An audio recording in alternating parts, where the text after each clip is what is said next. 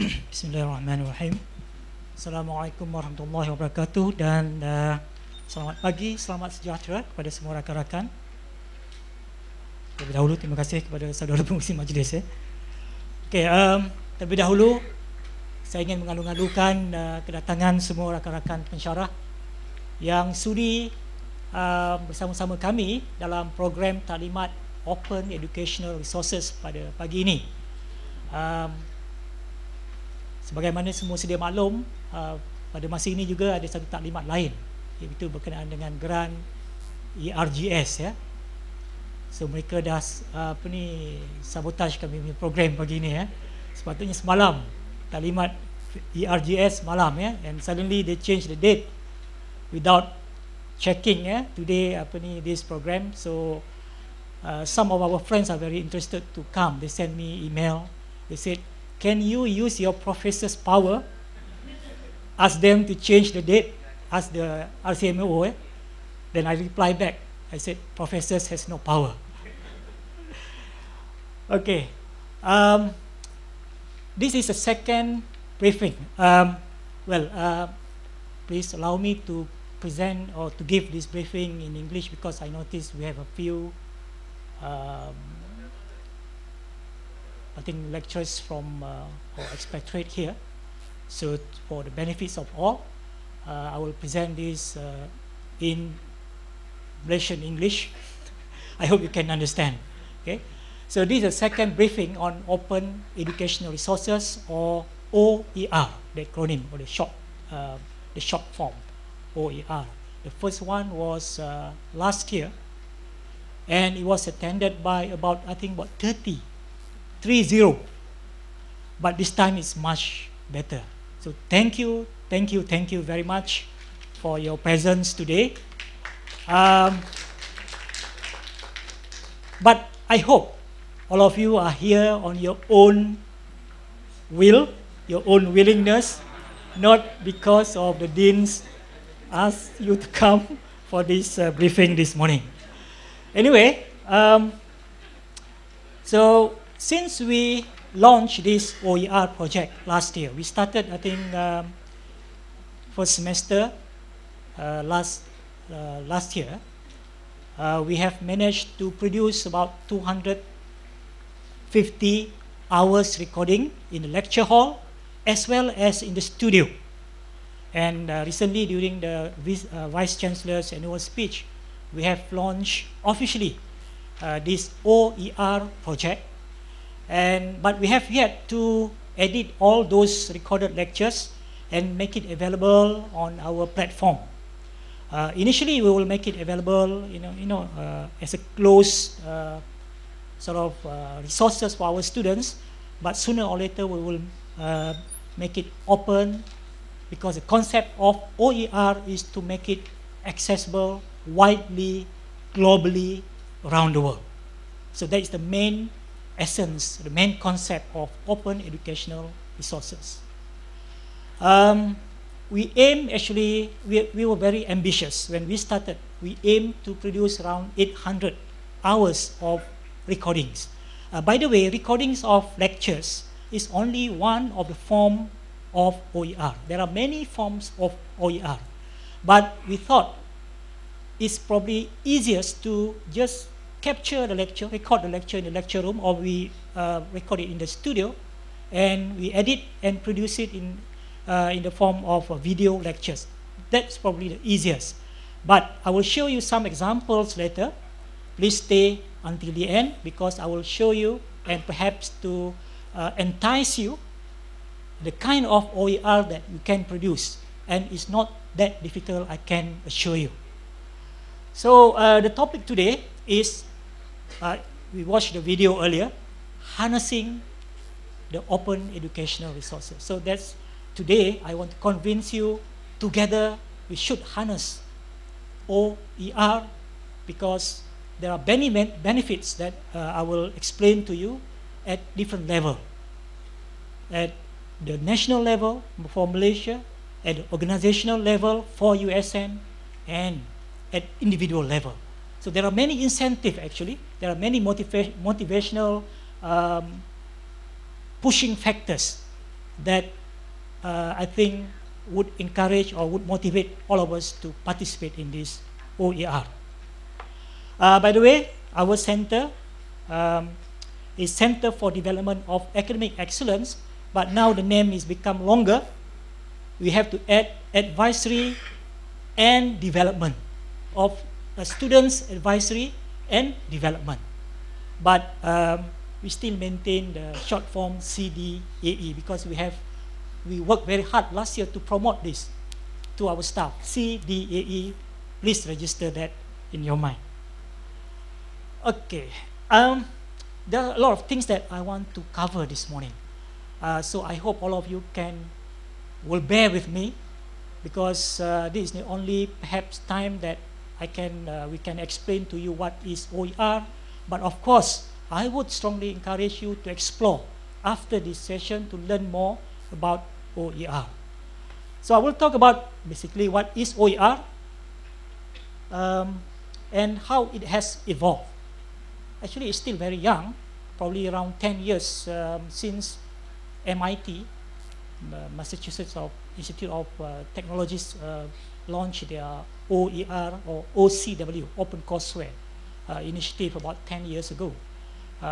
So it has evolved since then, and it has become and grow very, very big now. And benefits of OER, I think all of us are interested to learn what is there for me, if not for other things. Challenges and opportunities, examples of OER. I will show you some example here. The possibilities, the kind of things that we can produce, whether on our own or by using the assistance of our technical staff. And some tools to create content for OER. And some of these tools, you'll be surprised, are free. You don't need to spend even a cent to produce the tools.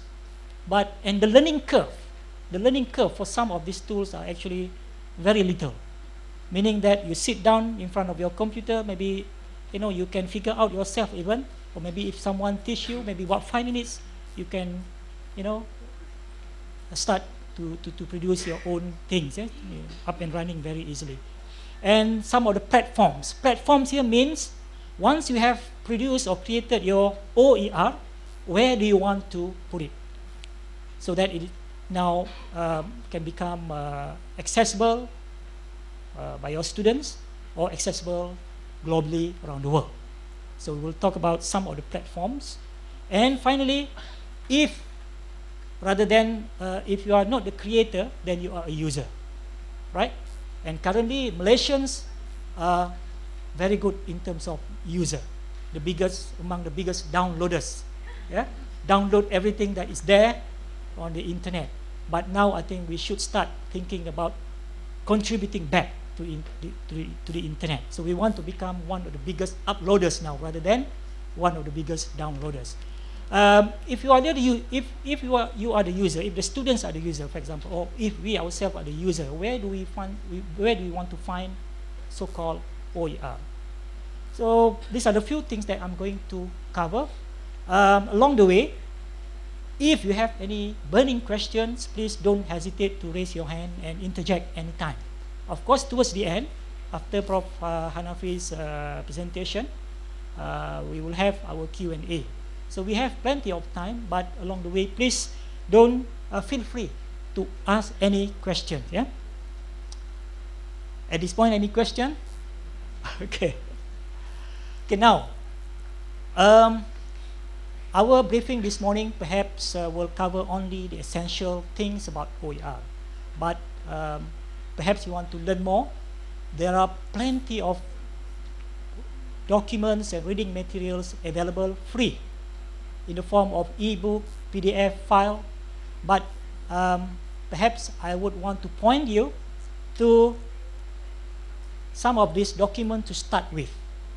OER 101, perhaps this one, a basic guide to open educational resources, published by COL, Commonwealth of Learning, and UNESCO, co-published by these two publishers.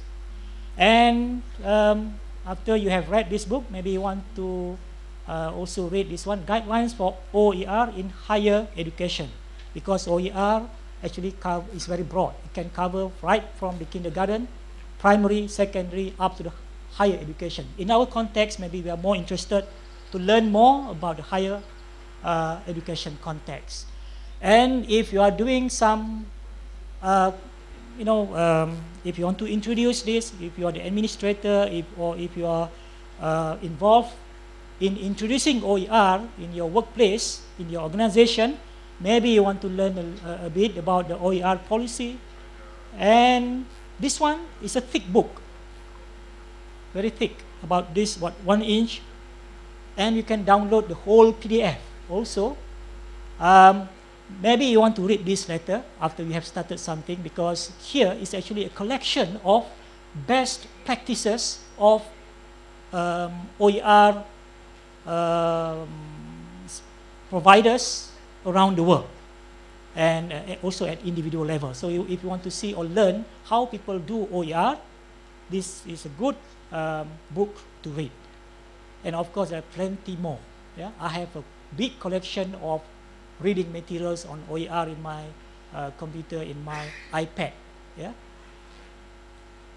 Now, in the email that we sent you yesterday, not the day before, there's a link to that. In that email, more information. There's a big button there. You press that, click that, it will take you to this website. Yeah? And I don't know how many of you have seen this one. This is actually a very interactive, I call that interactive page. So you can click this link to learn more about OER. So this is actually a link to OER, a UNESCO website. This one is a link to another website. And this one, if you click, it will download, you will be able to download this book. The rest, you just type the full name and you Google the full name, then you can download the PDF file. Okay? Now, exercise. If you like, if you have the smartphone or your tablet here, you can Google now, open educational resources. Any guess how many hits you will get?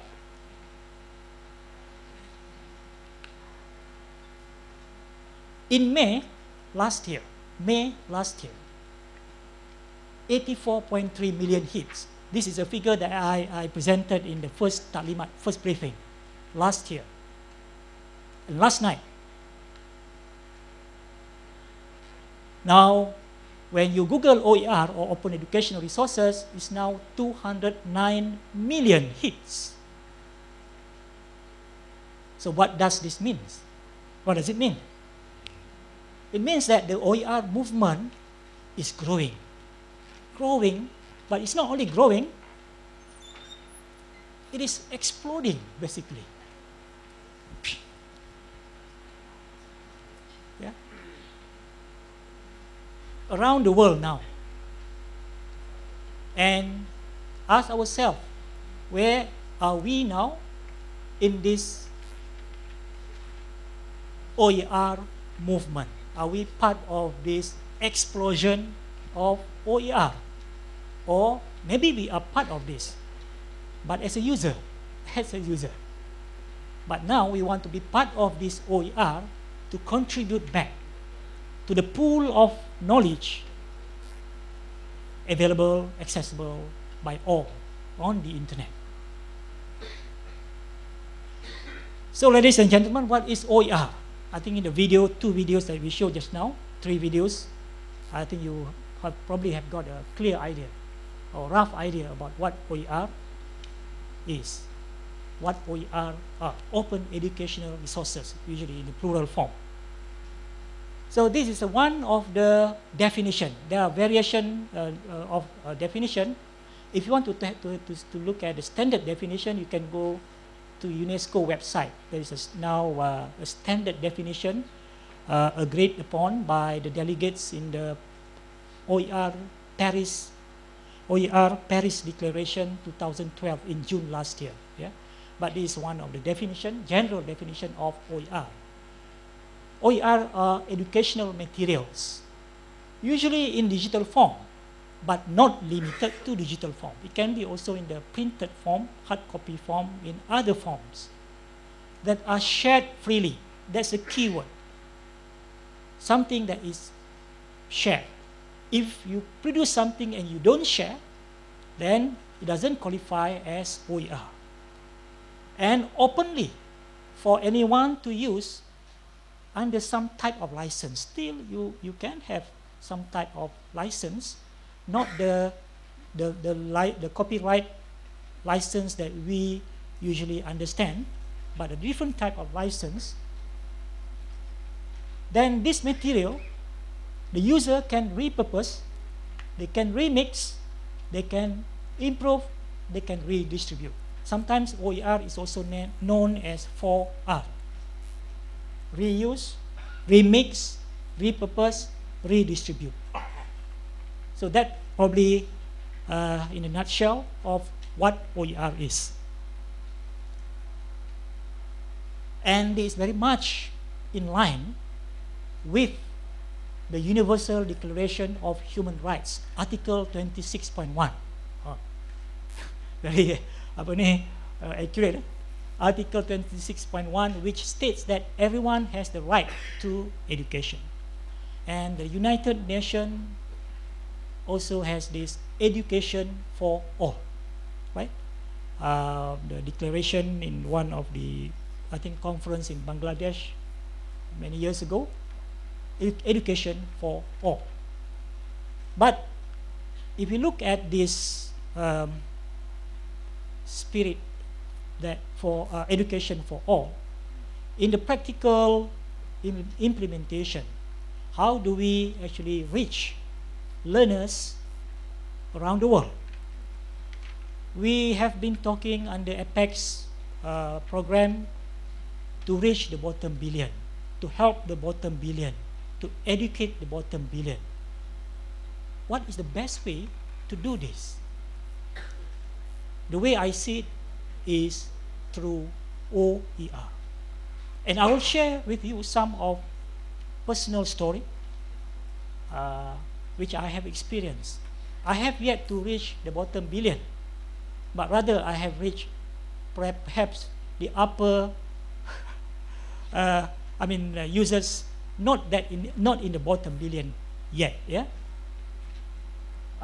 So in a nutshell, the essence of OER, we produce the educational material, but we don't keep it to ourselves. Now we make it available to share. So someone will be able to access that, maybe perhaps through, perhaps the easiest through internet, but maybe some other ways. And the person will use it, and then the person can modify, repurpose to suit their needs. Perhaps they can improve the thing, the material. Then after the user repurpose and improve, we can redistribute again under the same license and share. So that basically encapsulates the spirit and the idea of OER. It's very simple. Now, a little bit of history about how this OER movement has evolved over the years, how it has evolved. It started in MIT. So MIT actually take the credit for this. We started with so-called open courseware, or OCW. The difference between OCW and OER, we can think of OCW as a subset of OER. So the whole course was recorded in the lecture room. Then each lecture is made available. So the whole course is available as a series of recorded video lectures. So that is open courseware. But you can also produce maybe 5 minutes of presentation using your computer and make it available. So that is technically, I think, the term that we use to describe that small kind of thing that we produce is called learning object, or LO. But it's not the whole standalone course. So you can produce one small thing, 5 minutes kind of presentation, or 5 minutes of PowerPoint, then make it available on the YouTube. So that is learning object. And learning object and open courseware, all of these things is called open educational resources. So MIT started with open courseware in early 2000 or 2001. Initially, actually, they planned to make money out of this. But when they look at the business model and so on, and suddenly they take 360-degree turn. Instead of offering the materials in the form of, to make money, to generate revenue, they decided to offer the course free. So if you go to MIT website, so this is the tagline, or the unlocking knowledge, empowering minds. Free lecture notes, exams, and videos from MIT. No registration required. So some of the best prominent professors, lecturers in MIT offering their course online.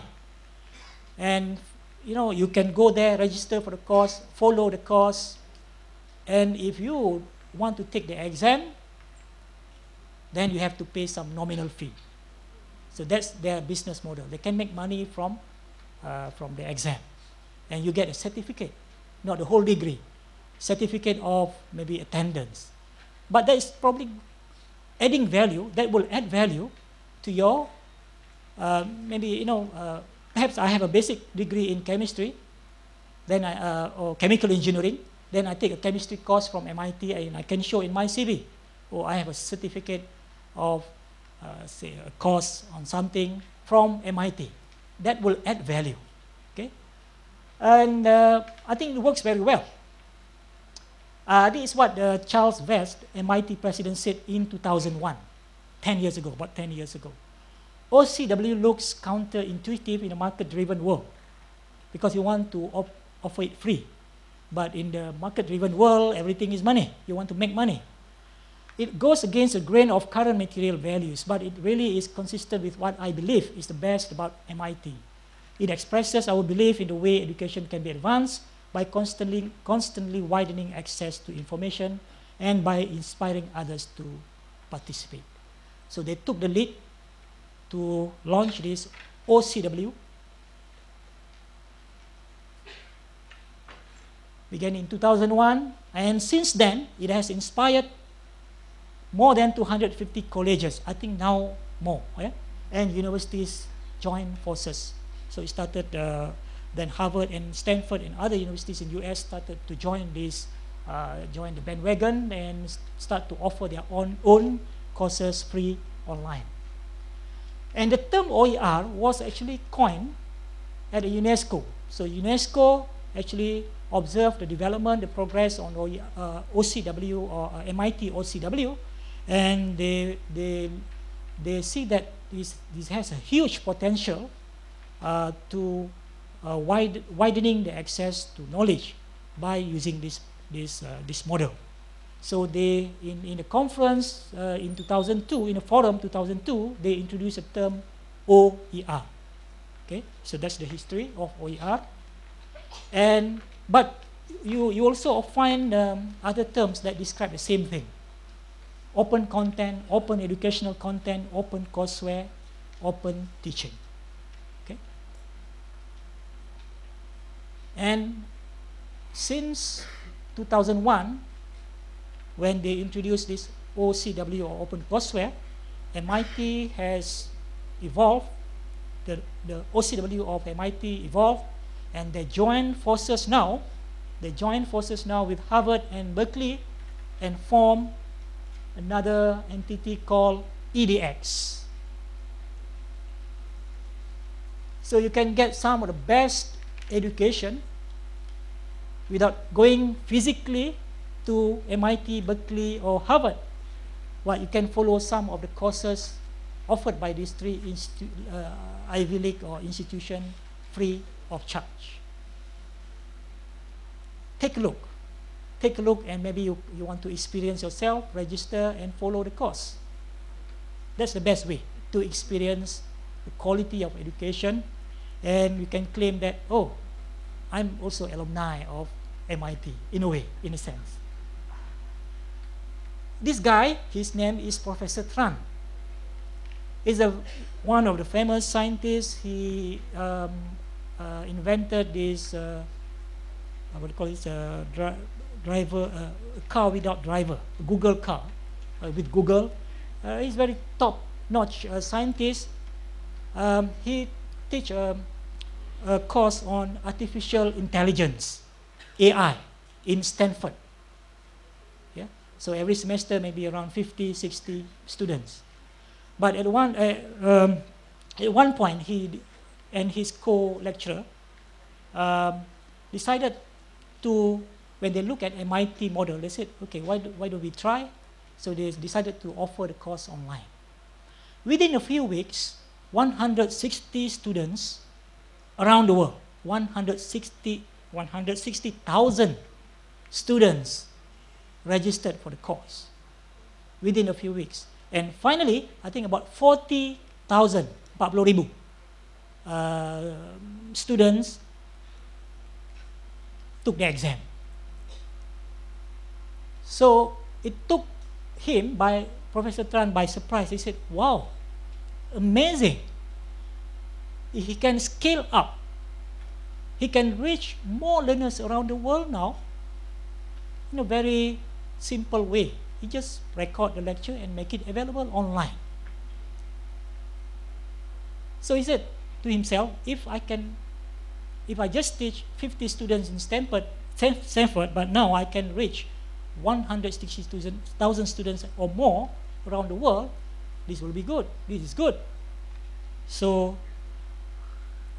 he was so impressed to the extent that he resigned from Stanford and formed his own company called Udacity, and still offering the course online free.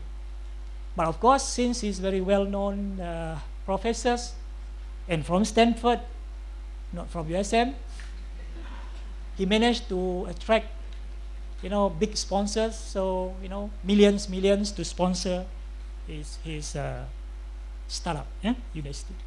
You can Google Udacity, and in fact, you can register if you are interested to learn about artificial intelligence. Yeah?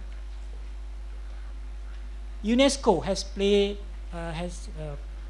a big role in promoting OER, because they can see this is something that we should promote, and we should encourage government and educational institutions around the world and academics, faculties, to take up this OER, because this is the way how we can share knowledge with people around the world. So UNESCO believes that universal access to high-quality education is key to the building of peace, sustainable social and economic development, and intercultural dialogue. OER provide a strategic opportunity to improve the quality of education, as well as facilitate policy dialogue, knowledge sharing, and capacity building. You can read more, and you can, if you go to UNESCO website, you can download a lot of documents related to OER, yeah, free of charge, of course. And UNESCO just celebrated the 10th anniversary of OER. Over 400 delegates attended the event, including two of us, Prof. Hanafi and myself. And in this event, they released the 2012 Paris OER Declaration. So this is in UNESCO. So we were lucky enough to go. We went to UNESCO to participate in this part of history making of OER, 2012 Paris OER Declaration. This declaration now will form a basis for government around the world to form their own OER policy. So all the issues, there are a lot of issues actually about OER. One of the big issues about copyright. and there are many other issues. So this declaration have addressed all the possible issues that can arise when we do OER. So we don't have to worry. In fact, whatever question that you will ask us later, maybe we can go back to the OER declaration and we can see ways to address those issues. This, us when we attended in UNESCO. So what is there in the OER declaration? I just read very quickly. To foster awareness and use of OER, facilitate enabling environments for use of ICT, reinforce the development of strategies and policies on OER, promote the understanding and use of open licensing frameworks, support capacity building for the sustainable development of quality learning materials, foster strategic alliances, encourage the development and adaptation of OER, encourage in variety of languages and cultural contexts, encourage research on OER, facilitate finding, retrieving, encourage the open licensing of education material. I was involved directly in formulating this declaration on the Asia level. I attended a forum in Bangkok to refine this declaration. In the forum in Bangkok, just before this Paris declaration, many countries in Asia region presented their OER initiative. And sadly, I sat in that conference. There was no presentation from Malaysia. In fact, there was no representative from our ministry to talk about OER Malaysia. But other countries, Thailand, Korea, Japan, Vietnam even, Philippines, and many countries, minus Malaysia, all of them have started their OER initiative. And some of them is quite far ahead of Malaysia. It's a bit disappointing in that sense. Because we have all the infrastructure, we have better facilities than Vietnam, for example, in terms of internet and so on, and yet we're not doing much, we're not doing anything even. So how is OER emerging around the world, and why now? Why now people talk about OER? If you are aware about the development and the progress in education, in higher education, you should have come across this OER thing. And why is it becoming so big now? Why is it becoming so hot now? Why now? There are a few factors. So if we understand the driving factors, what drives OER, then you will understand why OER now is very big and why we should be part of OER movement. There are social factors, technical factors, financial and legal factors. But one of the big things that drive OER is a change in philosophy. The change in the way that we think about the ownership of knowledge. Many years ago, I think many people, when they produce something, even lecture notes, even PowerPoint, they will keep to themselves. I remember when a new lecturer came back, they take over a course from their colleague, from someone, and try to ask some material from that lecturer. Very difficult to get. Because of the mentality, I have spent a lot of time in preparing, producing all this. Why should I just simply share? That sharing mentality many years ago maybe not very I would say prevalent. Yeah? But now there's a change in philosophy. We'll see. The internet, the power of internet to reach. So the world becomes small now because we can chat with someone in US now in real time, with video, everything. So how do we leverage on the internet, the power of internet? Alternative copyright licensing. Many years ago, we worry about everything is copyright. So when you want to use something, you have to get a permission, copyright permission. It used to be quite tedious, quite cumbersome to get a copyright permission. But now it's actually much easier, online. Everything is online.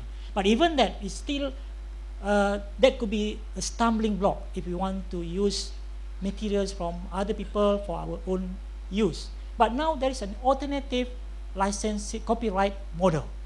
I will elaborate a little bit more later. So the change in philosophy, to me, is probably the single most important thing that drives OER. And I think if we want to be part of this OER, we should also change the way we think about sharing. Learning is now open to all. If we want to realize the United Nations education for all, so I think we should also menghayati this one. Learning is open to all. This one I quote from Hewlett-Packard documents. Forgot to put the credit there. Knowledge as a collective social product. Learning is a social process, you know. We learn from each other, we teach each other, and the desirability of making it a social property. Knowledge created by community and go back to community. From community to community. From people to people. Learning is sharing, learning is caring. Sharing is caring, right? I think we hear that many times now. Sharing is caring. But do we, apa nak kata, menghayati? Embrace that. Embrace or really do that. Sharing is caring. So I think we look at education now. If we want to embark on this OER, we have to believe this. We have to have this kind of, we have to embrace the spirit of sharing. Because education is no longer only for the elite privileged few. Knowledge is no longer proprietary. Now knowledge is openly accessible and thus free. Open educational resources. Freely, openly shared. I like to look at this as spreading the wild seeds. Yeah? Spreading the knowledge. The change in philosophy actually very critical to start with the individual. Because the change at the bigger scale is actually driven by the change at the individual level. So the change in philosophy at the individual level perhaps will drive the change at the institutional level. Perhaps, hopefully, will have the impact at the global level. We are a small country, 27 million, but imagine what we can do with the knowledge, the indigenous knowledge that we have, if we can share, and a lot of advantages that we will derive from that. Another driving force for OER is, of course, the technology. The internet. Internet is also still quite young, just like OER. So OER, according to Hewlett Foundation, OER is based on the simple and powerful idea that the world's knowledge is a public good. And that technology in general and the WWW in particular provides an extraordinary opportunity for everyone to share, use, reuse the knowledge. And we know very well, everything, we can learn anywhere, anytime, information at the fingertips. I always say this in some of my talk. Knowledge is just, information is just a click away. You just click, then you get the information. Or now, just a touch away. A tablet, you touch, you get the information.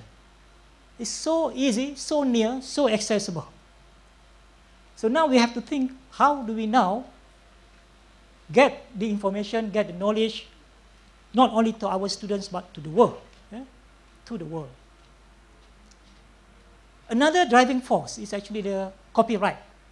Now we don't have to worry so much about copyright because there are models that we can use, the copyright model that we can use to address the concern on the copyright. Many years ago, any material that produced, whether printed or digital, either they are copyrighted, they have copyright, or they are in public domain. Nothing in between. It's very clear. This is copyright, this is in public domain. But now, we have somewhere in between, some rights reserved. This is where we can play. We can have rooms to play with to address the concern on the copyright. Copyright is a sticky issue. I probably cannot answer all the questions on copyright in this briefing, but we plan to have one whole day workshop on just copyright, because that's the main concern. Every time we get this question, oh, I have pictures in my slides, I have pictures in my notes, I have this and that, so how do we, if I make it open now, would I get sued? And okay. But please do not worry, because there are ways to address all those concerns. And we plan to have a national workshop on copyright. So please, when we announce this, I hope you will come. Yeah? This is a video, but I will skip this. And one of the copyright model that we have for OER is called Creative Commons License, or more commonly known as CC, Creative Commons. Okay? OER provides legal mechanism to ensure that authors of materials can retain acknowledgement of their work. Remember, the users can reuse, remix, repurpose, redistribute, but they will still have to acknowledge your ownership of your work, yeah? While allowing it to be shared, can seek to restrict commercial activity if they wish, can aim to prevent people from adapting it if appropriate. So you still have your copyright. You still maintain or retain your copyright. So if you want to learn more, because we don't have much time to elaborate, you can go to this Creative Commons licenses. There are a lot of information there. You can, if you want to understand about Creative Commons. In fact, there are workshops on this Creative Commons and also about the copyright available in the form of recorded video, available on the YouTube and so on. You can just search for Creative Commons workshop. You can find a lot of recorded workshop on Creative Commons. It's self-learning basically. Yeah. Now, perhaps I think I have to talk about the advantages and benefits. This is the only way to convince people to sort of join this OER thing. What is there? Globally, well, we look at the biggest level first. We can advance knowledge by unlocking information for the benefit of all. You'll be surprised that if we share our indigenous knowledge. I want to tell you my own story. I teach a course on palm oil. One of the course in our food science, food technology curriculum. And I make some of the lectures on palm oil processing, available on. I record the lecture on my computer, because at that time we have not actually started to work together with PTPM, so I cannot record my actual lecture, but I record it in my room on the computer. So it's about 20 minutes lecture only, because you cannot have a video lecture more than 20 minutes. Nobody wants to listen to more than 20 minutes lecture. I make it available on YouTube. It was meant for my students. But to my surprise, a lot of people actually are interested on palm oil. And where all these people come from? When I check the Google Analytics, because you can check where the viewers come from, who are they, and so on. To my surprise, the largest number of viewers for my palm oil processing was from US. I don't know what was the motive behind that. And from some European countries. Yeah? And there's even more interesting story about these palm oil lectures that I will share with you later. So this is all about unlocking information for the benefit of all, provide open access to high quality educational content to educators and learners. Imagine that, some of these prominent professors from the top universities, they make their lectures available, they make their learning resources, teaching resources available. So these resources, these materials not only useful for the students, but also useful for the lecturers, for those teaching the course. And they will now be able to see, oh, this is how my colleague in US cover the material for this course. This is how they approach the course. These are the kind of exercise that they give to the students. These are the kind of case studies they give to the students. So we can now see what our colleagues around the world teaching the same course doing.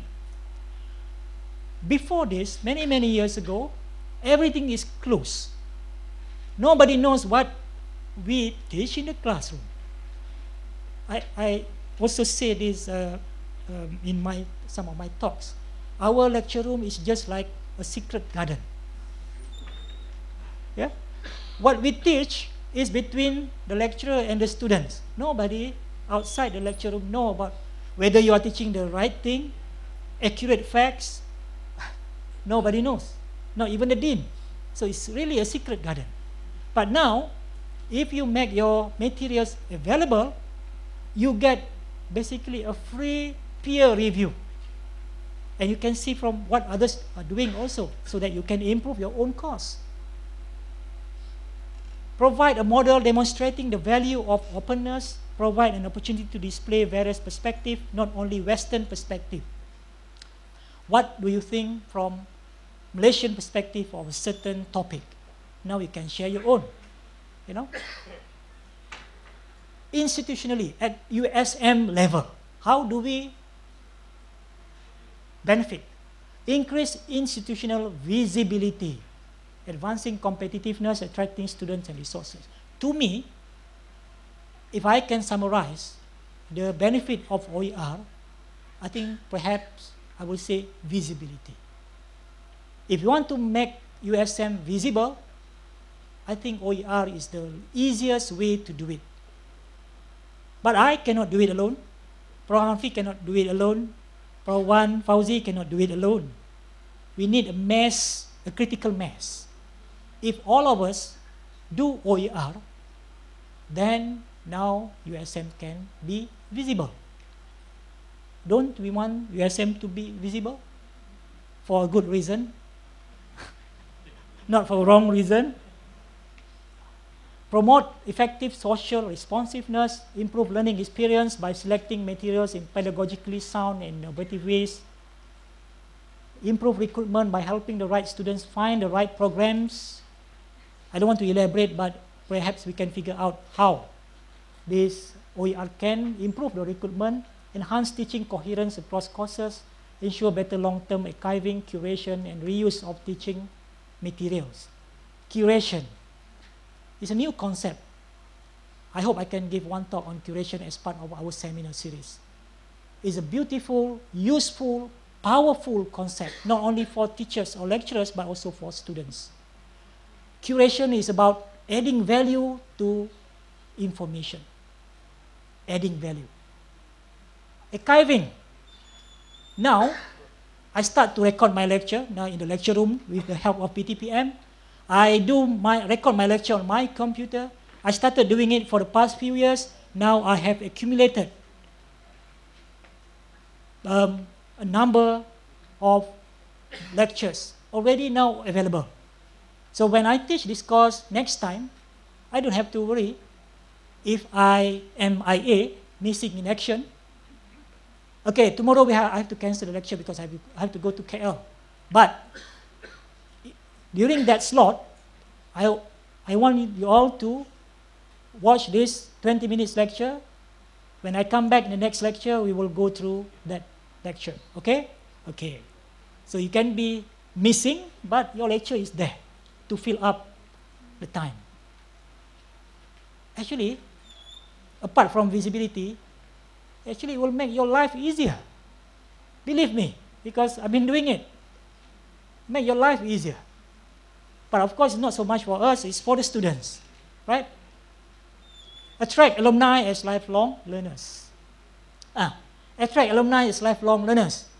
Yeah, recently, our students that graduated for many years, they came across my lectures online. They said, wow, when I hear your voice, it reminds me like I just graduated yesterday. It's a true story. I'm not making it up. What is this? It's a chocolate. Can you read the postcard? That's my name. Best thoughts from Geneva. Regards. This is one of the personal story that I want to share with you. This guy that sent me the chocolate, but by the way, the chocolate actually already melted when the tank when they sent it from Geneva. This guy actually consultant on palm oil industry in Geneva, in Europe in general. He came across my lecture on YouTube and he said, "Wow, thank you very much. Your lecture is very, very useful. There's not much information on palm oil in the internet. I would appreciate if you can put more on palm oil so that we can learn more. I've been using this for my consultation." But he didn't give me any commission, of course. And now I'm writing a book. I want to get your permission to use this video in my book. It could probably an e-book, I think, because you can embed the video inside. So I replied back, and then he said, "Have you received my the chocolate that I sent you? I hope it's not melted by the time when you receive the chocolate." True enough, it actually melted. But this is only one of the stories that how your stuff, your educational material can reach people, not necessarily students, but people who can use it for many different reasons or purposes. Individually, how you can benefit. Profile teaching as well as research. Now, teaching in USM now, you will hear more about the importance of teaching. Believe me, our VC now is very serious about teaching and learning. Okay? And we are in the process of to come up with an instrument to evaluate teaching. Yeah? Meaning that hopefully when this instrument ready, we can use this also as for the promotional purpose. Yeah? But as part of that instrument, actually, we have to develop the portfolio, the teaching portfolio. What do you want to show in the teaching portfolio? Everything, anything that you have developed over the years. If you have been teaching for 15 years and you put the things together, can you show that and the diversity of material that you have developed over the years? Or you just show the same PowerPoint, the same slides, the same even transparencies that you use year after year? Create record of teaching for teaching portfolio. Foster connection between other colleagues, departments, and even universities. Increase impact of teaching materials. Extend use of teaching materials to lifelong learners. I don't have time to elaborate this, but if you look at this and try to figure out, it really is doing OER can really benefit the individual, apart from visibility. That's the best thing. Visibility. I am more visible now, not only to my students, but to other students around the world. Do you know that I have received hundreds of emails from students from around the world, US, Europe, lecturers from around the world, US, Europe, India, Canada, to thank me for the material that I have put up, and actually very beneficial for their learning. Challenges. Okay, I don't want to frighten you with challenges, but to be realistic. To be realistic, what are the possible challenges that we might face? These are the three main things. Maybe we start in the middle, copyright. The first thing perhaps that cross your mind is copyright. But I can assure you, please do not worry. There are ways to address that copyright issue. Yeah? I think USM also would not allow us to put out something that would risk or pose a risk to the university, come back, the university gets sued, everything. Sustainability. This word is overused, yeah? Sustainability. But in the context of OER, remember, OER is actually about resources, bahan, materials, content. But content is not the only thing, it's only the beginning of OER. We need a model. Once you have created something, then you have to think about quality, you have to think about how you want to share, and other things, yeah? Use, distribution, and perhaps incentive. What's in it for me? I do all this OER thing, apart from other benefits, then down the line, is there any incentive? Well, incentive can come in many forms, but usually when people say incentive, usually the dollar sign, right? Well, all I can say, when MIT started this OCW, Open Courseware, they actually paid their lecturers, just an incentive to get them to participate. So we thought probably that would be a good way. So we also follow the same model. We pay the lecturers who participate in this OER. Like last year, I think we have paid about how much in total? Puluh ribu lah. Yeah. Ikut rate. Kalau lecturers, 300 ringgit per hour, Prof. Hanafi will explain later. But of course, when you think about paying someone to do this thing, there are issues also. Okay? One is sustainability. How long can we pay when we get more lecturers to involve in this project? Can we pay? Now, our VC always count the dollar and cent. Can we continue to pay? We do not know. As long as the money still coming in, we are given the money, we will pay. Because to reach the point where this OER become a culture, so sometimes we need the pushing factor. What is the best way to push? Perhaps you will say academic motivation is not money. But at the end of the day, money is still good to have, right? So, what about quality? There's a lot of issues about quality. You don't want to simply put anything online because the quality might, give. If you put something that is bad quality, that will give a bad image to USM, right? So again, we have to also address the issue of quality. So these are some of the challenges. But don't let these challenges stop you from, embarking on this OER. Because, as I said, we are here, CDAE is here, PTPM and other partners in USM, we are here to help you. So you don't have to worry about the technicalities, you don't have to worry about the nitty-gritty and so on. Just like when you participate in the recording of the lecture, we tell the lecturers, you don't have to do anything. All you need to do is just give us a timetable. Then after that, forget about us. You just go to your lecture as you usually do. But of course, you will see the camera around you.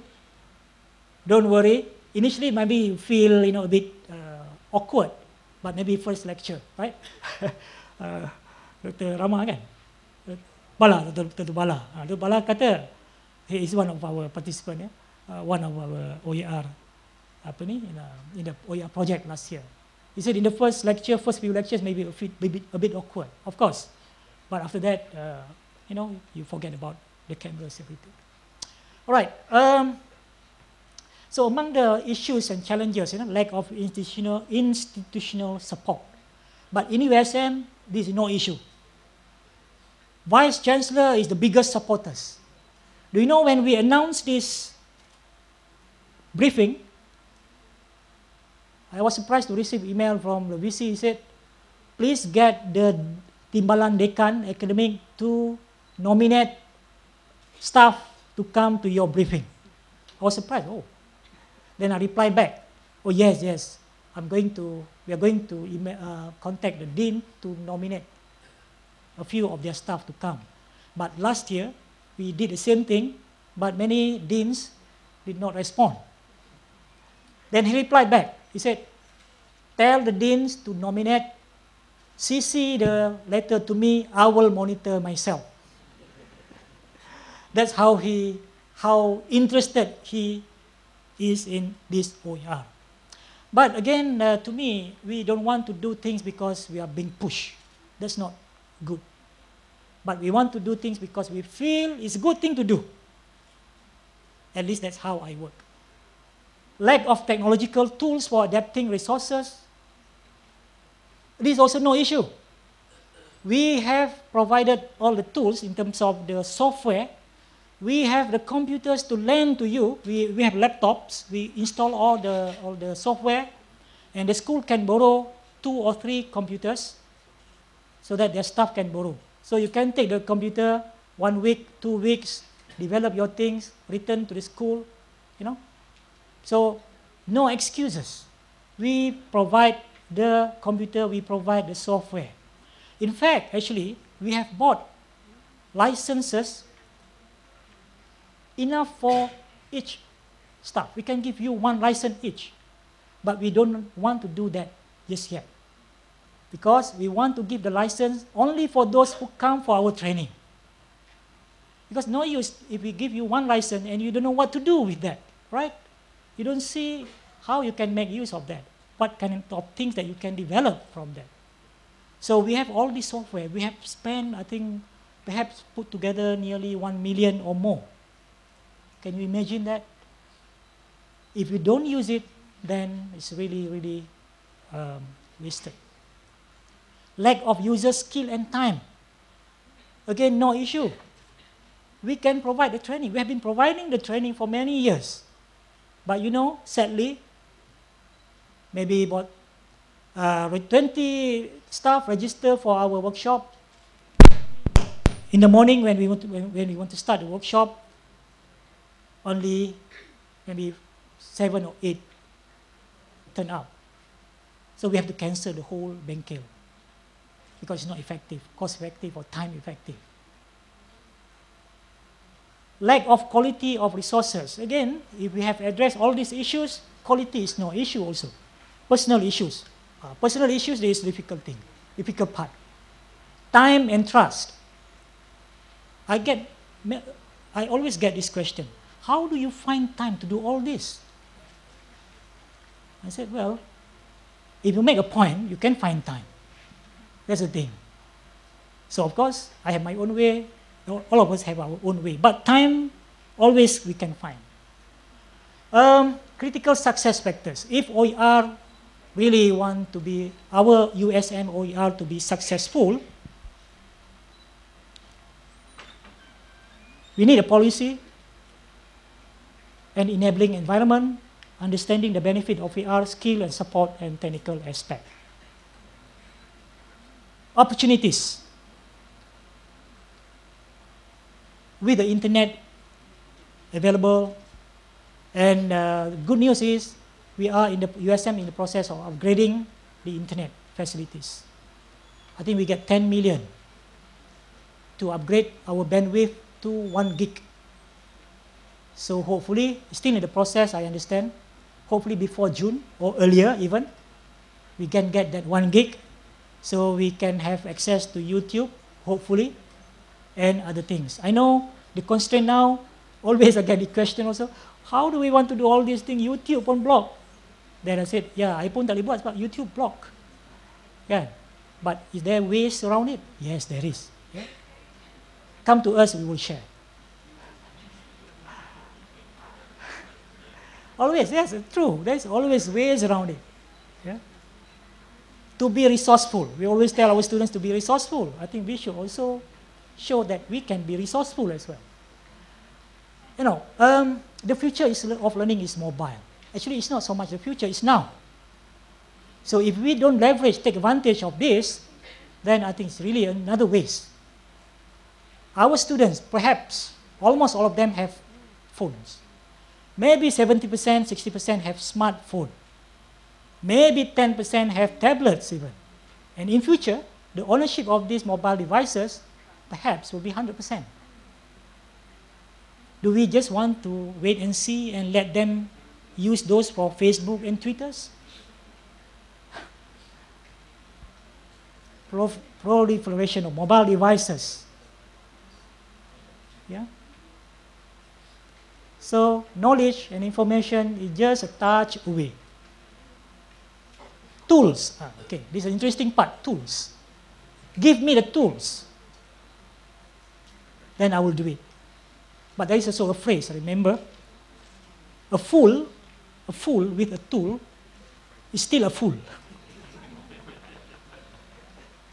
I don't know who this phrase, where this phrase originated, yeah? But I read somewhere. A fool with a tool is still a fool. So we give you the tool, we train you to use the tool, then you can produce magic. Yeah? So use technology to produce digital learning resources. Some of these, like this one, yeah? Any motto, I think. Create stunning videos, slideshows, everything free, web-based. Yeah, web-based. But now, if you have iPad or other tablets, you can even create things on the iPad itself. We have a workshop on using iPad for teaching and personal productivity. Yeah, this is one of the workshops that we get good response. Yeah. But don't ask us, can you give us the iPad? I think you are asking too much. But actually we did try. We did try to ask the university, is it possible to provide all our stuff with iPad? And they said, oh, you're asking too much. Use your grant. That's the answer. Use the grant. Actually, you can use your grant to buy iPad, so why not? Yeah. Okay, the tools. We thought the easiest way to have OER to start with, just to record the lecture. So we go to your lecture room, we capture your lecture. So this is what our friends from PTPM has been doing in the last semester. We record the lecture. But if you don't want to be recorded in your lecture hall, maybe we can do it in the studio setting, like this. This is Prof. Hanafi. Yeah. Do you think easy to get PTPM people to come, hey, please record my lecture? So you don't have to worry about that. We take care of all these things.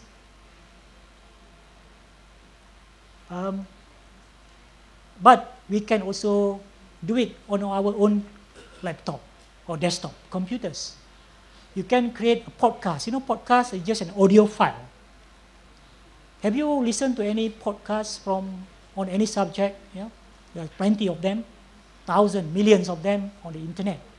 How to produce podcasts? Oh, so nowadays so easy again. If you have iPad or any tablet or even iPhone or smartphone, you have a recording features, right? So, hello everyone, today is a lecture on the blah, blah, blah, blah, blah. You produce 10 minutes audio podcast and make it available online.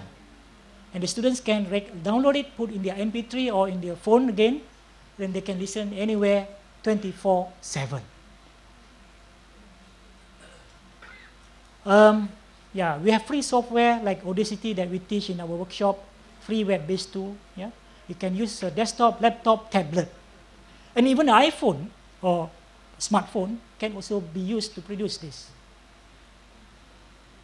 Screencast. You know what is screencast?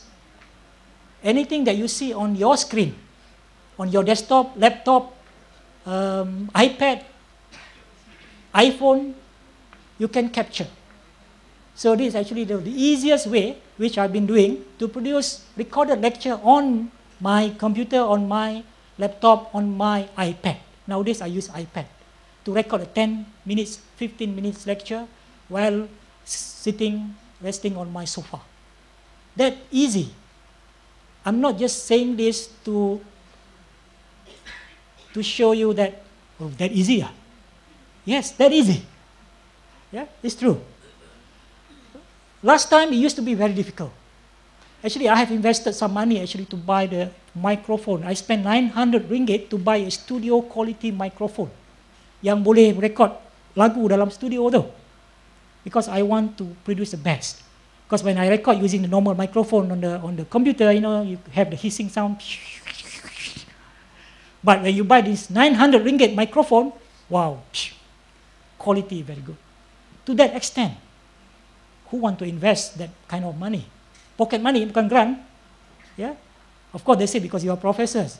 But last time, I was not professor. But nowadays, you don't need external microphone, you don't need webcam, you don't need this. You just need iPad, everything all in one. You can produce very easy. How? Come to our iPad course.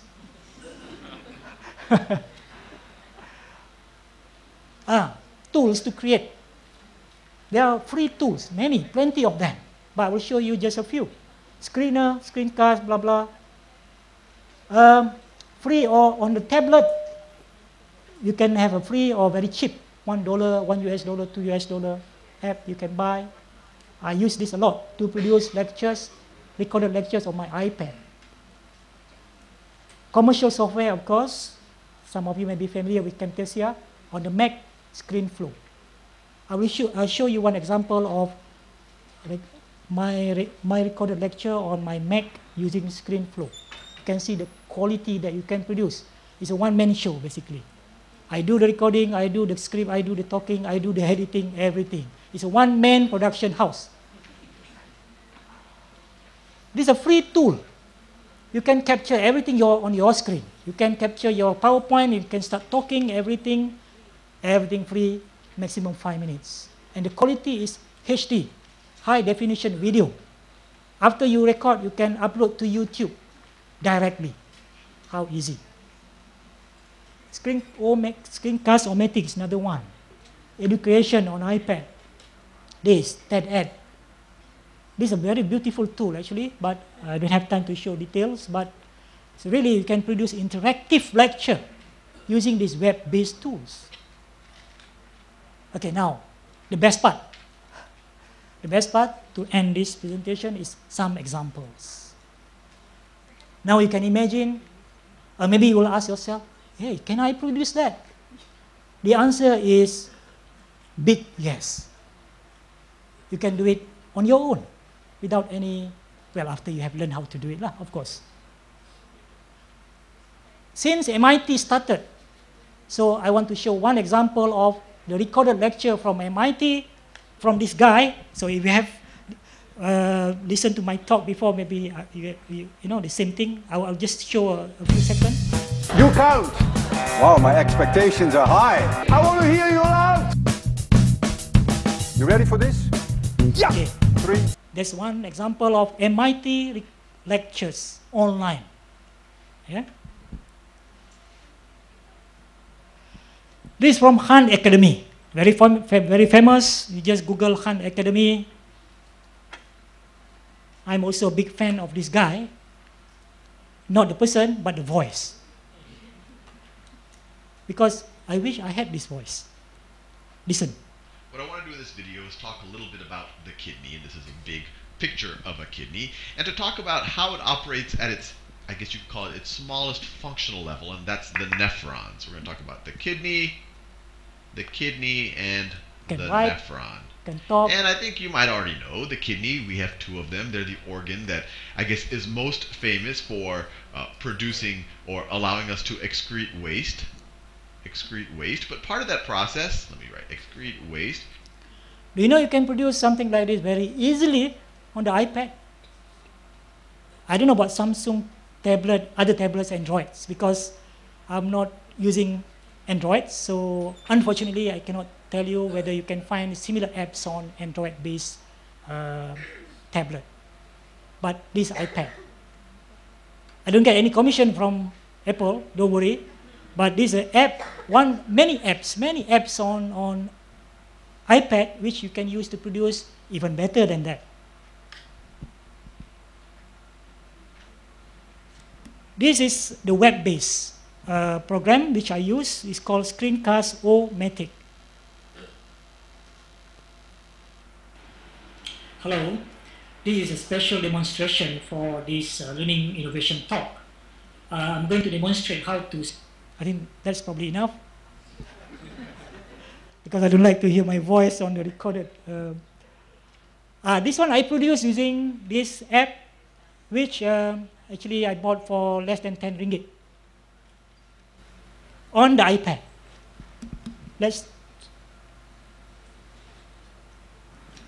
Hello everybody. This is a topic on food crystallization. You have the And laser in this pointer lecture, there. I will focus on, or I will discuss on the conditions required for crystallization. As you can see on the slide here, products like chocolate or margarine consist of fat crystals. Where do these crystals come from? So, for example, in the chocolate, is induced to produce the fat crystal which we extract from sugarcane or from the sugar beet. So you can write, you can use a laser pointer, you can record the PowerPoint slide, everything. Very easy. Yeah, it's a sugar solution. I do this at home. So sometimes my wife kata to my children, don't disturb your father. He's talking to his iPad. Crazy, yeah? This is another example using web, again, free web-based tool. Oh, it's not video. This one on last semester, just recent, the semester one recently.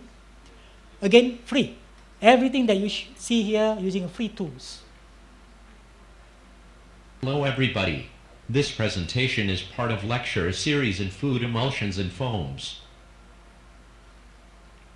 And In it's this available on presentation, YouTube. we are going to look deeper into an emulsion and try to understand the characteristics of colloidal particles and their interactions and forces involved in the interaction and the impact of the interaction on physicochemical and organoleptic properties of emulsion.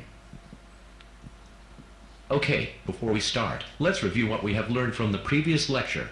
Kathy, can you summarize important points from the previous lecture? Yes, sure. We have learned that emulsion. So you can have two characters there, the teacher and the student. How to do that? Come to our course. Yes, we teach this in our workshop using free tools. You don't have to bring anything. You don't have to install even anything on your computer. It's web-based tools. These are using the using the commercial software on my Mac called ScreenFlow. I bought this for I think about 200 something ringgit. Original, eh? Kena tekankan tu.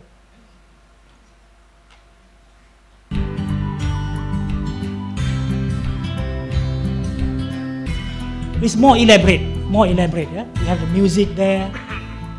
The music also is non-copyright, everything. Before we start this new lesson, let me revise. I think that's probably enough. But here, at this point, I want to share some interesting personal story. This video actually talk about halal gelatin. Gelatin is a big thing nowadays because you can find gelatin everywhere. Food, non-food, pharmaceutical product, cosmetic, everything. But one of the big issue about gelatin is halal. 99% gelatin supply is not halal, non-halal. Okay, so there's a lot of research now about how to produce halal gelatin or how to substitute, or we have to find substitute for halal gelatin. So this video, this lecture is actually about 20 minutes. It's about halal, halal gelatin alternative.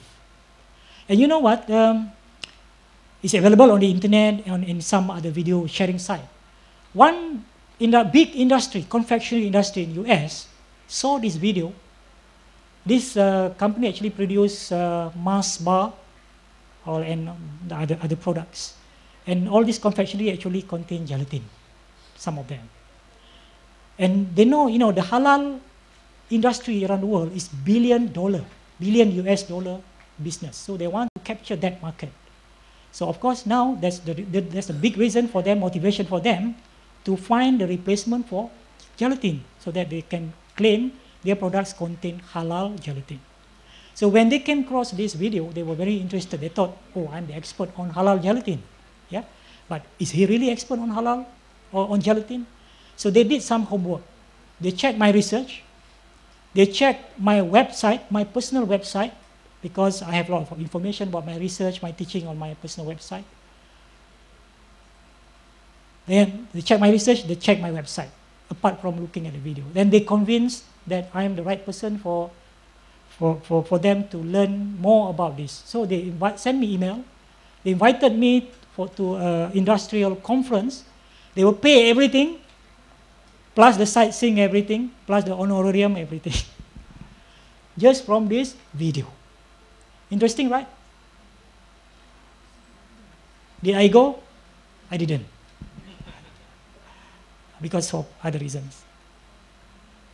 What is this? This one is to show you another variation. Busier by the day, productivity is on the minds of many. But instead of downloading the latest time management app or forcing yourself to stay at work for hours on end, how can we use science to crack open the potential of our minds? I'm sure you have seen now on TV some advertisement using this technique, right? Can you imagine, this is actually a simulation of how we use whiteboard in the classroom. And now you can produce this kind of thing using certain technique. It's not that easy, but it can be done with some assistance. I wanted to do this for a long time, but I just don't have the capacity and the technical know-how. Yeah? Until recently, there's one app, unfortunately on the iPad, or fortunately, which allow me to do this kind of thing. So I'm now really very, very excited, but unfortunately again, time. I cannot find the time yet to produce something like this. But can you imagine the simulation of whiteboard interactively, not so much interactive, but it's quite, I think, lively, perhaps quite interesting, if you plan it well. Yeah? One possibility you can produce, and there are tools to allow us to do this. This, another example. Hi, I'm Dr. Kiki Sanford, and today on Food Science, we're going to show you what steak, coffee beans, caramel, and toast have in common.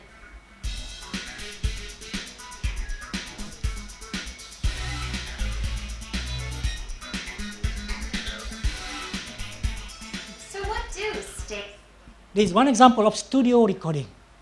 That is our, hopefully one day, we can produce something like this.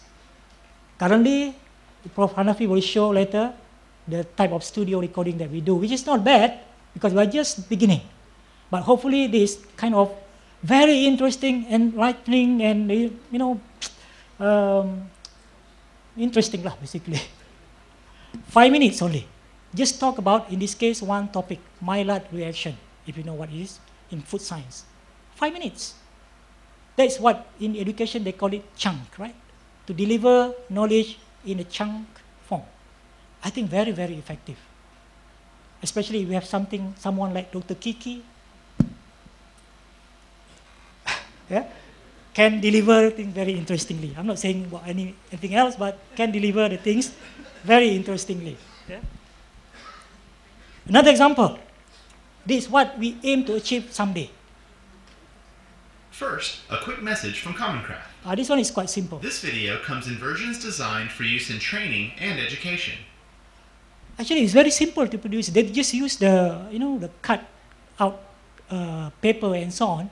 And even I saw some school project, primary school, have produced something like this. So maybe we can get our students also to produce a project using this form of presentation. And imagine 50 of our students produce something this semester, next semester, so it's accumulated and become OER.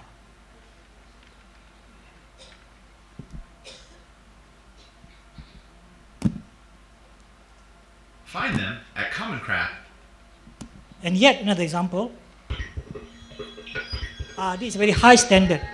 We can dream to produce something like this, but one day. Actually, we plan to do at least one lecture this semester.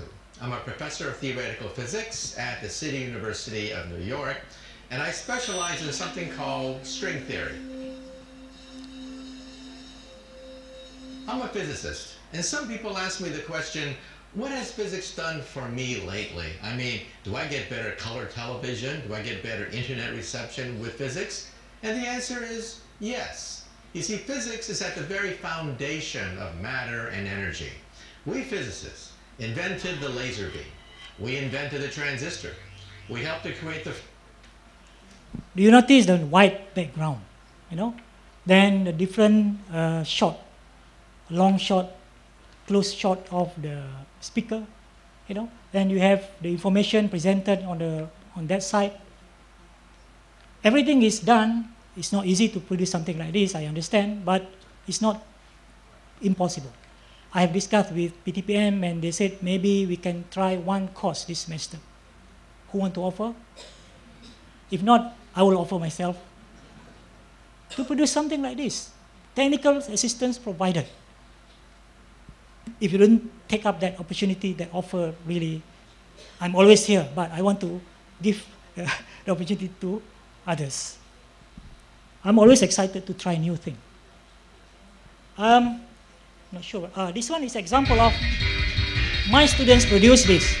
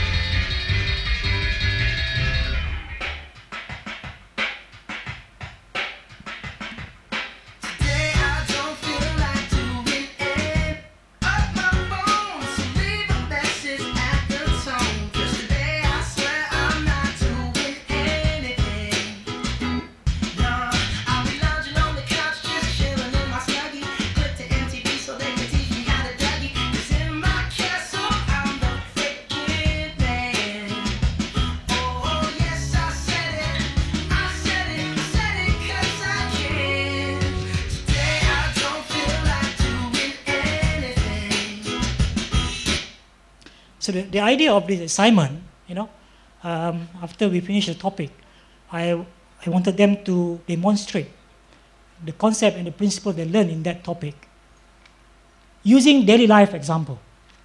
So I asked them to produce in this form, you know, so that even laymen, ordinary people can understand that very difficult technical concept that they learn in that topic. And this actually can become now a reference for others. Now, those are some examples, but what I show you just now are basically, you know, the digital form or the recorded video and so on. But of course, don't forget about the other forms of OER. Now, assuming that you have produced all these things, where do you want to put it? Come the platform, okay? There are plenty. YouTube is there, but don't say because it's blocked now, it's going to be unblocked soon, yeah? Do you have your own channel on YouTube? If you don't have, create one. Yeah, it's free. This example of my channel on YouTube. All my lectures are here. You can find. Yeah. All I need to do at the beginning of the semester, I give the channel, the address to this channel to my students, and I told the students, actually most of the material for this whole semester is there. You can listen, you know, from first lecture till the last lecture. Well, maybe not everything. I have maybe about 20% now. But basically, they can start to go through the lectures before they even come to the classroom. My channel, the same thing, but on another channel, on another site.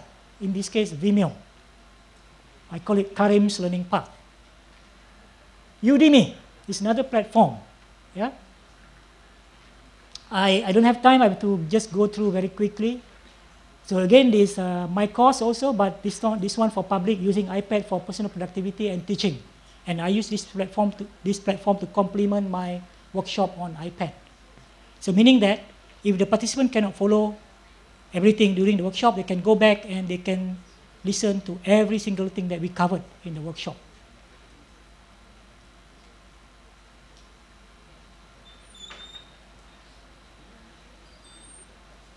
The same thing again on another platform.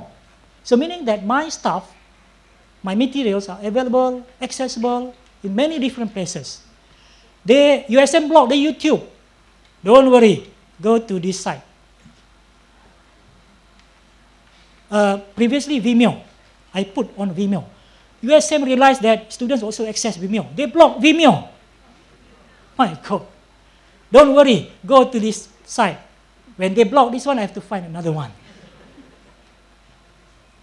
Slide share. How many of you, let's say, have used SlideShare? Have used.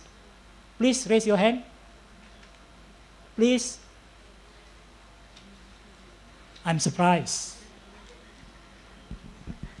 Almost shocked. Do you know that if you don't have time to prepare, let's say someone call you, hey, can you give this presentation tomorrow? Tomorrow, I can give on that topic, but I don't have any slides to. I just go to SlideShare, type the topic. You can even download the whole slide if you want to allow the users to download.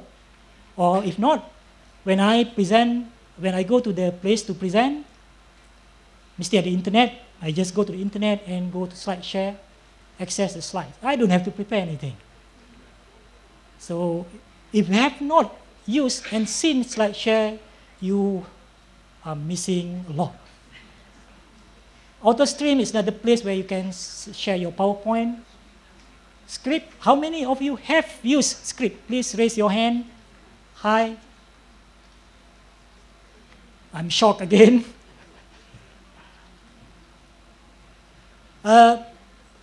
You can use this to find any documents, but also if you have created a PDF document, you can also upload. Very quickly, where I can find, last kali Prof. Hanafi, where can I find OER? My favorite is this, iTunes U. Someone sent me email, lecturers from, siapa lupa nama dia, from somewhere, one of the school. They kata, why USM is not on iTunes U? You know what is iTunes U? This is where all the universities offering their courses free, they park their materials on iTunes U. Currently, I know how many hundreds of universities, majority from US and Europe, some from China, Korea, NONE, none from Malaysia yet. So the lecturer asked me in the email, when USM will be in iTunes U? So I told her, well, that is one of our agenda. Hopefully, one day we will make it to iTunes U. That is my promise. So I don't know whether the person is here. I've already given my promise. I have to deliver. But if you have not explored iTunes U, please, there's a wealth of knowledge there for students and lecturers. One of the best sites for OER is this. EDX, MIT, Harvard, Berkeley,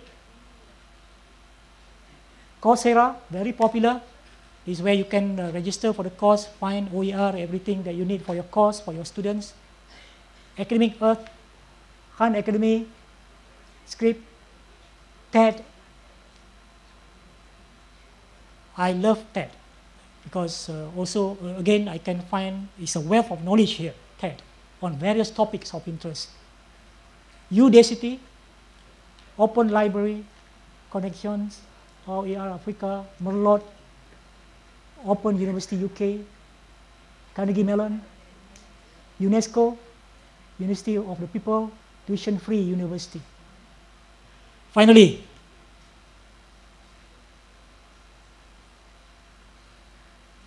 so can we do it? Please, I want to hear a resounding yes. That's not very convincing. Yes, you can. So that's all. Any Q&A, we leave it after Prof. Hanafi's briefing. So thank you very much for your attention and to bear with me for almost 1.5 hours. Thank you very much. Over to Prof. Hanafi terus. Okay, we hold a Q&A until the end of my presentation.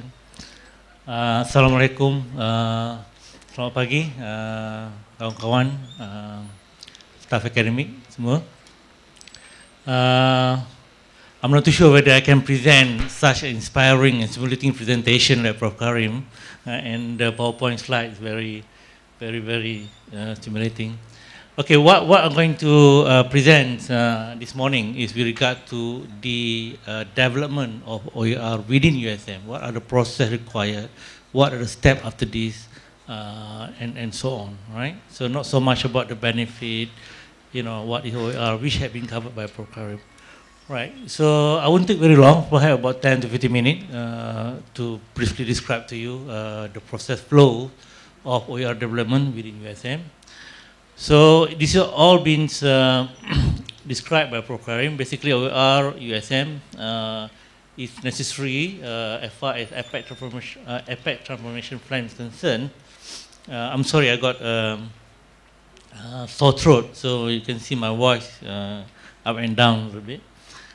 You can see, if you see the APEC transformation, the black book, you can see in the canvas of nurturing and teaching, one of it is OCW for USM. So it is our role as far as CDA is concerned is to develop OER for USM. Okay, it's all the introduction about OER which had been covered by Prof. Karim, but this is just for record. We have begun developing OER at USM beginning first semester, last academic session. We have produced 19 courses, where we have involved 12 lecturers, and in all up to yesterday we have produced up to 250 hours of lecture being recorded. So it's very commendable if we compare with MIT after 10 years of their OER. They have so far recorded or put online in total about 1,400 hours in USM. For only one semester, we have produced about 250 hours recorded. But we have not done anything yet to that because we need to do editing, we need to do subtitling and so on. And hopefully by the end of this semester, we can put some of them online. All right, okay, so as far as second semester is concerned, we hope to commence the recording during the first day of the next semester, which is on the 18th of February. Well, it's not very far away, doesn't it? We are now only today 5th February, 6th February, so it's about 12 more days from now. Right, okay, what are the models as far as OER is concerned? It basically contains the easiest part of content development, which is just to record your video, just to record the presentation of your lecture in a video form. And then perhaps later on we will require you to give us the course synopsis, short notes, as well as other learning activities, right? And then there are two ways basically as far as we are concerned, as far as recording is concerned, i.e. we go to your lecture hall, there's a crew, then we record your entire lecture for the whole 50-minute lecture, and we follow from the beginning of the semester till the end of the semester. If you don't want that to happen, you can use the green room studio recording. So you go to studio and then there's a crew if you record your presentation. Or you can combine both, i.e. you can use half of it or 1/4 of it in the lecture hall and the rest in the studio recording. So we are quite flexible in terms of recording. Obviously there are the other third one where you can produce your own, which have been described by Prof. Karim. You can use your iPad, you can record yourself, your own in your room or in your house or while lying in the sofa, sitting on the sofa and so on, and you give it to us and then we can also put it up in the platform. All right, okay, these are the some of the pictures of recording which had been conducted last semester. So this is basically a live lecture recording in the lecture hall. This is a lecture hall. You can see this is a crew from PTPM that did the recording. Also here, this one, and this is studio. So we use green room studio. We have one green room studio at PPKT We have crew there doing the recording. Here is the green studio at PTPM as well, which we do the recording. So you can use both, either live lecture hall recording or studio recording. Okay, this is the process flow. Basically, what we need to do now is to identify who are interested to do the recording. What are the courses? You give us your course code and your schedule, so we arrange for the crew to be in your lecture hall. So you don't have to do anything. Just present your lecture like you normally do, and then the crew will do the recording, right? That's what you need to do. And then after the recording, we will do the editing, and then we will upload to the platform, and then the PPKT will ensure that they will access to the public, including the publicity platform and maintenance. Okay, this is process flow. Our role here is to actually to identify the lecturer, which we have done this morning, and then you give us your course code and your schedule, then we send the crew there for recording. Or if you prefer studio recording, then you give us your date, and then we assign, we book the studio for you. Then after recording, we send it for editing. The recording, if you do it in the studio, there are two studios, one at PTPM, the other one is done by PRN, Pusat Racun Negara. They have also crew, video crew, that do the recording at PPKT, second floor PPKT. So after this, we have to do the editing and then upload, and then we provide access to the public. Okay, these are our role to upload it. This is PPKT to ensure that there is a 24/7 access to the public. Okay, the course can be delivered either in Malay or in English, but we would not encourage you combine the two. If you deliver in Malay, then go ahead in Malay. If you do it in English, go ahead in English. But what we do, whether it is in Malay or English, there is subtitling. We're going to do the subtitling for you. So when the viewer view the video, there will be subtitles, just like in the MIT courseware. If you watch the MIT courseware, even though the presentation is in English, but there are also subtitles as well in English. All right. Okay. The video recording will commence in your first class of your course, and then we'll follow your class till the end of your course.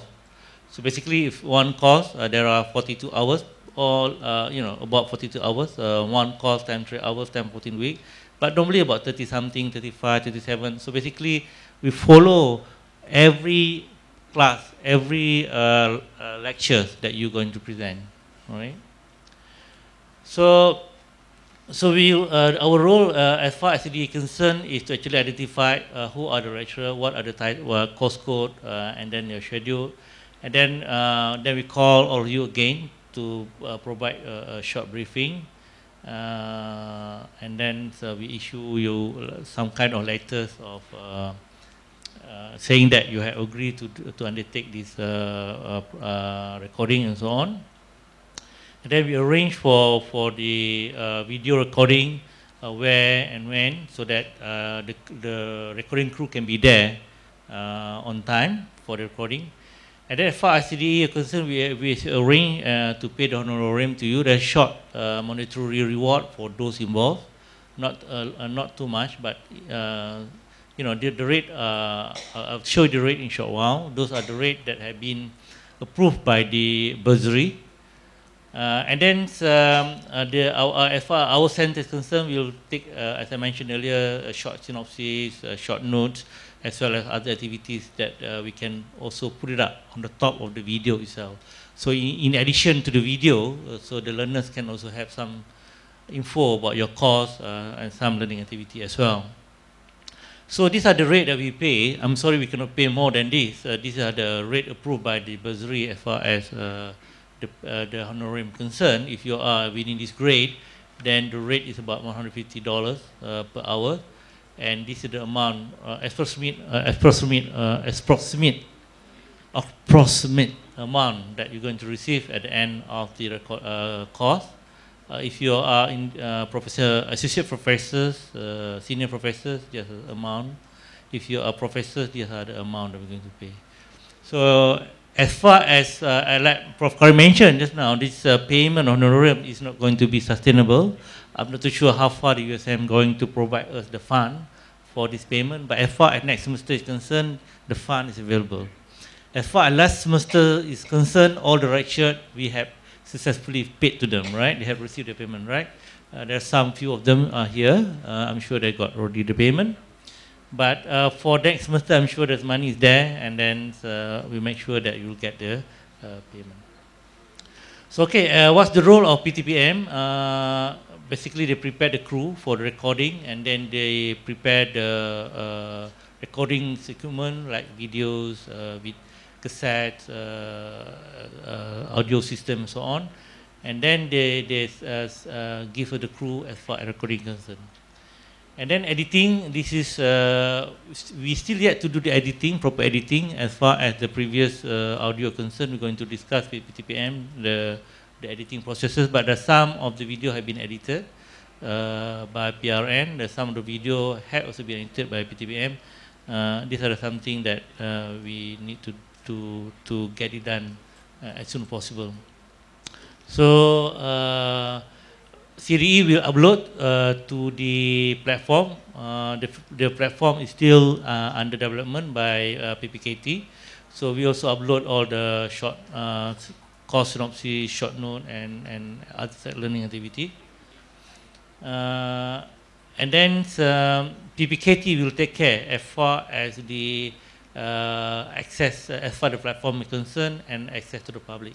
So we have various parties involved in this initiative. It's not easy, but we are doing our best to get everything worked out. Right. So as Prof. Kari mentioned just now, apart from our own dedicated video OER at USM platform, we are also going to put up some of the videos for promo in YouTube, Vimeo, iTunes U, as well as USM channel, just for promo. But for the actual video, the whole video will be up in OER USM's platform. So PPKT will be responsible to ensure that the video can be accessed 24/7. So we are in the process of discussing. The PPKT are in the process of developing the platform. They should be ready, hopefully, for deployment by the end of this second semester. So publicity, we are also responsible as far as the publicity concerned. We need to blast the idea of OER to the campus, to all the people within USM, as well as to international level. So we have international agency and local national network. International, we have connection with Commonwealth Learning Call based in Vancouver, Canada. So they agreed to help us to promote our OER USM. Regionally, we have also talking to Universitas Indonesia for some kind of collaboration. Nationally, we are also talking to our IPTA counterpart through our regular council meeting. So these are the various cooperation that we have to ensure that our OER USM is known to various levels, nationally, regionally, as well as globally. So basically, if you were at the annual VC briefing on the 10th of January, some of the crew which have been involved in the initial phase of the OER production and development, they are here and have the opportunity to have their picture recorded with the VC. So basically, it's already been launched by the VC. Well, we can say this is the initial launch. We have not got the platform ready as yet, but we hope by end of the second semester we have get the platform ready, and it should be available to be accessed by the public. I think that's about all as far as I'm concerned, unless you have any more questions. Prof. Karim is here too to answer any of your questions. Thank you very much.